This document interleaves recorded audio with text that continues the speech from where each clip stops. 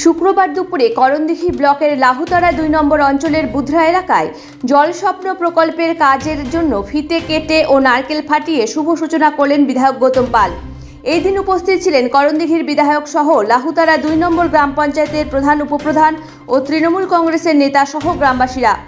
বিধায়ক গৌতম পাল জানিয়েছেন, প্রায় ৭ কোটি টাকা ব্যয়ে লাহুতারা ২ নম্বর গ্রাম পঞ্চায়েতের ৬টি মৌজায় বিশুদ্ধ পানীয় জল পাইপলাইনের মাধ্যমে বাড়িতে বাড়িতে পৌঁছে যাবে।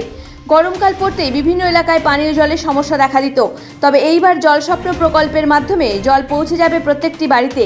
জল কষ্ট থেকে মুক্তি পাবে গ্রাম বাংলার মানুষজন, সাধারণ মানুষ, তাই খুব খুশি। করণদিঘি ব্লকের ১৩টি গ্রাম পঞ্চায়েত এলাকায় জলস্বপ্ন প্রকল্পের কাজ দ্রুত গতিতে এগিয়ে চলেছে। ২০২৫ সালের মধ্যে সব কাজ সম্পন্ন হবে। আর কি জানালেন শুনুন।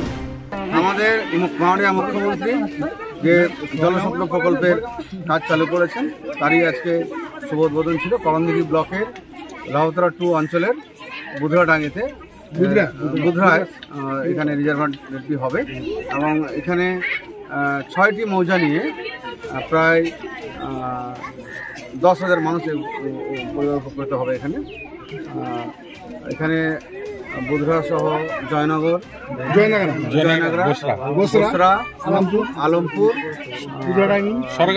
সরগাঁও, সুলতানপুর, এই 6টি মৌজায় কাজ শুরু হবে। তার উদ্বোধন আমরা আজকে কাজ শুরু করেছি। অলরেডি পাইপ পুঁতে দেওয়া হয়েছে।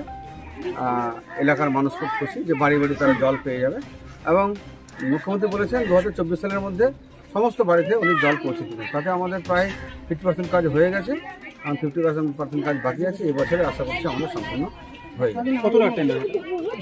প্রায় ৭ কোটি টাকা বরাদ্দে এই প্রকল্পের কাজ চালু হয়েছে। করণদিঘি থেকে অভি সিনহার রিপোর্ট, খাস খবর ৮।